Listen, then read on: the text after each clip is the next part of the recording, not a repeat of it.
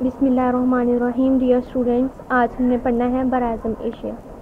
पहले दो लेक्चर्स में हमने चैप्टर नंबर 1 क्लियर कर लिया था। आज हमने पढ़ना है चैप्टर नंबर 2 बराज़म एशिया के बारे में, जिसमें उन्होंने पहले बताया हुआ है मोहल्ले वक़ू और वसत, मतलब बराज़म एशिया कहाँ तक फैला हुआ है और उसका रकबा क्या है।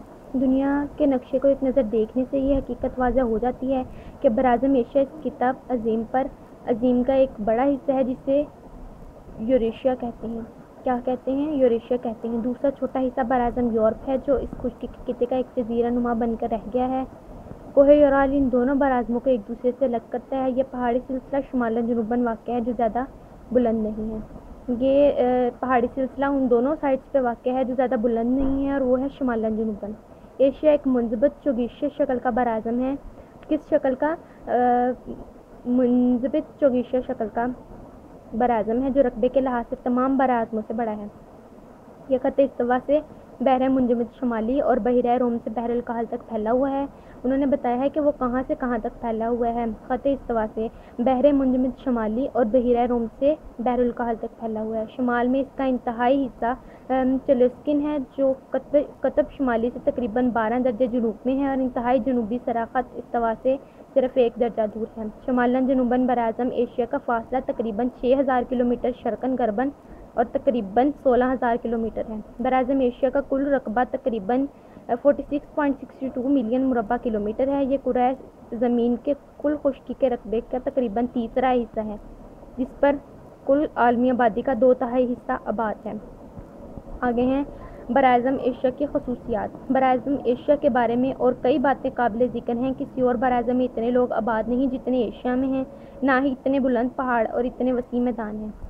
मतलब उनकी खसूसियात ऐसी हैं कि किसी और बराज़म में ऐसी खसूसियात नहीं पाई जाती। इतने बुलंद पहाड़, इतने वसी मैदान हैं। इस बराज़म को मजहबी और सकाफ़ती इख्तलाफात में भी बहुत ज़्यादा मजहबी और सकाफ़ती इख्तलाफात बहुत ज़्यादा हैं। बनी नूह इंसान के कदीम तरीन निशानात वस्ती एशिया में पाए जाते हैं। कहा जाता है कि इंसान का असली वतन वस्ती एशिया है। दुनिया के 4 बड़े मजहब की इब्तदा इसी बराज़म से हुई। दुनिया के 4 बड़े मज़ाहिब की इब्तदा इसी बराज़म से हुई। गंगा की वादी में हिंदू मजहब और बुद्ध मत पैदा हुए। मगरबी एशिया के मुल्क शाम में ईसाई मजहब की इब्तदा हुई, और अब अरब में मजहब इस्लाम ज़हूर में आया। यहूदियत और दीगर मज़ाहिब ने इस सरज़मीन में जन्म लिया। आगे है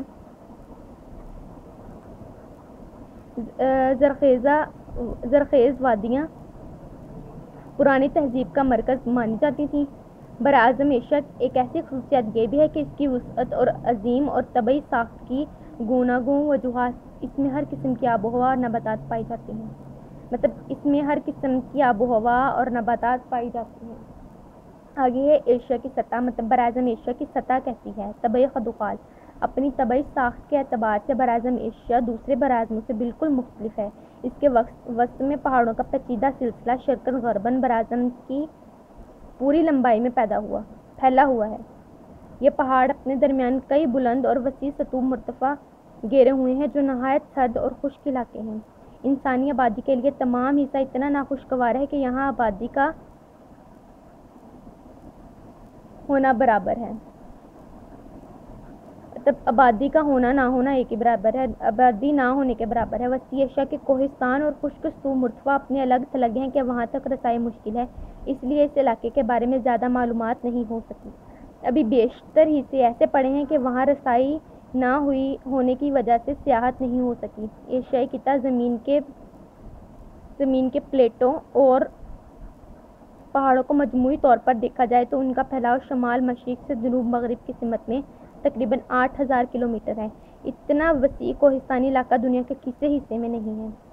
मतलब बराज़म एशिया में जो कोहिस्तानी इलाका जितना वसी है, वो किसी और दुनिया के हिस्से में नहीं पाया जाता। एशिया के बाद अंदरूनी खित्ते ऐसे हैं जहाँ से दरियाओं का पानी समंदर तक नहीं पहुँचता।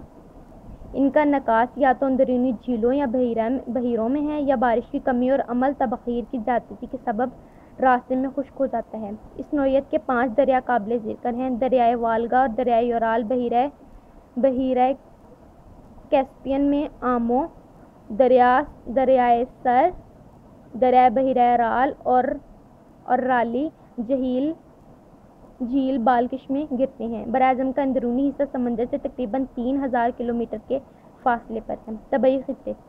سطح کے اعتبار سے براعظم ایشیا کو 6 بڑے حصوں میں تقسیم کیا جاتا ہے۔ براعظم ایشیا کو 6 بڑے حصوں میں تقسیم کیا جاتا ہے: شمال مغربی میدان، وسطی ملفوفہ پہاڑ اور سطح مرتفع، شمال مشرقی پہاڑ، جنوبی و مشرقی دریاؤں کے میدان اور وادیاں، جنوبی سطوح مرتفع، مشرقی آتش فشانی سلسلہ و جزائر۔ ہم نے یہ 6 بڑے خطوں کو آگے تفصیل میں پڑھنا ہے۔ پہلا خطہ ہے شمال مغربی میدان۔ یہ تکون شکل کا ایک وسیع میدان ہے جو بحر منجمد شمالی سے جنوب مغرب کی طرف بحیرہ کیسپیئن تک پھیلا ہوا ہے۔ اس میں سائبیریا کا وہ تمام علاقہ شامل ہے جس میں ادب، یسنی لینا اور کئی چھوٹے چھوٹے دریا وسطی ایشیا کے پہاڑوں سے نکل کر شمال کی طرف بہتے ہوئے بحر منجمد شمالی میں جا گرتے ہیں۔ مجموعی طور پر مشرقی سائبیریا روس کا سب سے کم ترین یافتہ علاقہ ہے، لیکن جنگلات، معدنیات اور ذرائع قوت کے اعتبار سے سب سے زیادہ مال و مال ہے۔ یہ ایک مسلمہ امر ہے کہ قابل کاشت زمین کی کمی، سخت سرد آب و ہوا اور ذرائع نقل و حمل کی مشکلات اس خطے کی ترقی کی راہ میں ہمیشہ حائل رہتی ہیں۔ مغربی سائبیریا میں زیادہ تر دریائے اوب کا میدان شامل ہے۔ دریائے اوب اور اس کے معاون مغربی سائبیریا کے اس بڑے میدان کے شمالی حصے میں بہتے ہیں جو اس قدر سپاٹ ہے کہ ناقص نکاس آب کے سبب وہاں دلدلی علاقے پیدا ہو گئے ہیں۔ انتہائی شمال میں ٹنڈرا کی پٹی ہے اور اس کے جنوب میں ٹیکا کے مشہور جنگلات ہیں جس کا بیشتر حصہ برف سے مستور رہتا ہے۔ مغربی سائبیریا میں 56 درجہ ارض بلد کے قریب نیا جنگلات کے جنوب میں اسٹیپ کا عمل شامل ہو جاتا ہے کا علاقہ شروع ہو جاتا ہے۔ بارش کی کمی کی وجہ سے اس میں خشک کاشت عمل میں لائی جاتی ہے۔ بارش کی کمی وہاں بہت زیادہ رہتی ہے، اس وجہ سے خشک کاشت کا عمل زیادہ لایا جاتا ہے۔ مغربی سائبیریا کا جنوب مغربی حصہ التائی پہاڑوں کے حاشیائی علاقے پر مشتمل ہے۔ کچھ التائی شمال مغرب سے جنوب مشرق کی طرف پھیلا ہوا ہے۔ اس کوہستانی علاقے کی خاص شہرت اس کی معدنی دولت سے ہے۔ کس سے ہے؟ معدنی دولت سے۔ اس خطے کے بارے میں ایک خاص قابل ذکر یہ ہے کہ حال ہی میں یہاں کئی بڑے بڑے شہر وجود میں آ گئے ہیں۔ نقل و حمل کا بڑا ذریعہ ٹرانس سائبیرین ریلوے ہے جو اس خطے کے جنوبی حصے کو شرقاً غرباً عبور کرتی ہے۔ آگے ہے ہم نے دوسرا پڑھنا ہے وسطی ملفوفہ پہاڑی سلسلے۔ وسطی ملفوفہ پہاڑی سلسلے وسطی ایشیا مدبیج پہاڑی سلسلے، پرپیچ پہاڑی سلسلوں اور بین الکوہی سطوح مرتفع کا علاقہ ہے جو براعظم ایشیا سطح کے 5ویں حصے سے زیادہ رقبے پر گھیرے ہوئے ہیں۔ تکون کی شکل میں پھیلا ہوا ہے۔ یہ بھی تکون شکل میں ہی پھیلا ہے۔ کئی پہاڑی سلسلوں اس کوہستانی تکون کو اس طرح گھیر رکھا ہے کہ ان کے درمیان بیچ الکوہی سطوح مرتفع پیدا ہو گئے ہیں۔ وسطی ایشیا کے پہاڑی سلسلے سطح مرتفع پامیر کے گرد گرد کی صورت میں کٹھے مل رہے ہیں۔ پامیر دنیا کی بلند ترین سطح مرتفع ہے، اس لیے اس کو بام دنیا یعنی روف آف دا ورلڈ کہا جاتا ہے۔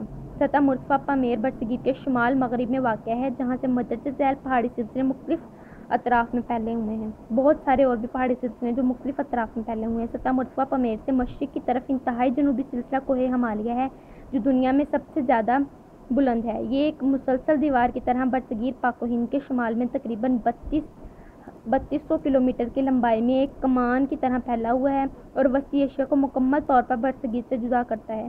ہمالیہ کے شمال میں کوہ قراقرم ہے جو سطح مرتفع پامیر سے مشرقی رخ اختیار کرتا ہے۔ اس کے شمال میں وہ پہاڑی سلسلے کیون لون اور التائن تاغ واقع ہیں۔ پامیر سے شمال مشرق کی طرف کوہ تھیان شان اس سلسلوں کے متوازی پھیلا ہوا ہے، مشرق کی طرف چلا گیا ہے۔ کوہ ہمالیہ کے مشرق سرے سے ایک پہاڑی سلسلہ جنوب کی طرف مڑ جاتا ہے جو بھارت اور میانمار کے درمیان حائل ہے اور اسے ارکان یوما کے نام سے موسوم کیا جاتا ہے۔ یہی پہاڑی سلسلے آگے چل کر جزائر انڈمان، نکوبار اور انڈونیشیا میں نمودار ہوتا ہے۔ یہی ایشیا کے مشرق ساحل کے ساتھ ساتھ کوسی صورت میں پھیلا ہوا کوہستان سلسلہ جزائر کیورائل، جاپان اور فلپائن میں سے گزرتا ہے۔ سطح مرتفع پامیر سے مغرب کی طرف جانے والا دو پہاڑی سلسلہ ہے۔ اس سلسلہ ہے کوہ ہندوکش جو مغرب کی طرف ایران کی شمالی سرحد کے ساتھ ساتھ جاتا ہے، اسے کوہ البرز کہتے ہیں۔ کیا کہتے ہیں؟ کوہ البرز کہتے ہیں۔ سطح مرتفع دوسرا سلسلہ جنوب کی طرف پھیلا ہوا ہے جو کوہ سلیمان ہے۔ اسی سلسلے درہ بولان سے گزر کر کوہ کرتھار بن جاتا ہے جو بلوچستان کو سندھ سے جدا کرتا ہے۔ پھر یہ مغرب کی طرف رخ کر کے ایران کی جنوبی سرحد کے ساتھ ساتھ چلتا ہے۔ یہ مکران اور زگرس کے پہاڑ ہیں۔ یہ سلسلہ خلیج فارس کے ساتھ ساتھ پھیلتا ہوا اپنی شمال شاخ کو کوہ البرز سے مل کر سطح مرتفع آرمینیا میں مل جاتا ہے۔ یہ کوہستان گرہ ترکی میں واقع ہے۔ کوہ البرز اور کوہ زگرس کے درمیان سطح مرتفع ایران ہے۔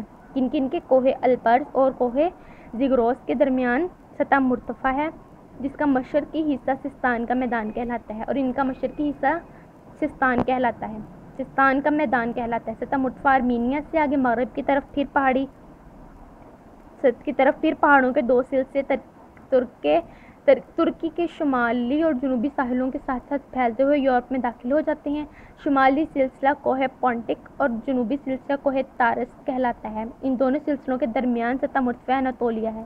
مطلب سلسلہ کوہ پونٹک اور جنوبی سلسلہ کوہ تارس دونوں کے درمیان سطح مرتفع اناتولیا واقع ہے۔ اس سلسلے ہائے کوہ کے متوازی شمال کی طرف کوہ قاف ہے جو سیرہ کیسپیئن کے مشرقی کی طرف سے شروع ہو کر مغرب کی طرف جزیرہ نما کریمیا تک چلا جاتا ہے۔ وسطی ایشیا کے بڑے بڑے پہاڑی سلسلوں کے درمیان گرے ہوئے نشیبی علاقے سطح مرتفع کے نام سے موسوم کیے جاتے ہیں۔ کس نام سے؟ سطح مرتفع کے نام سے موسوم کیے جاتے ہیں۔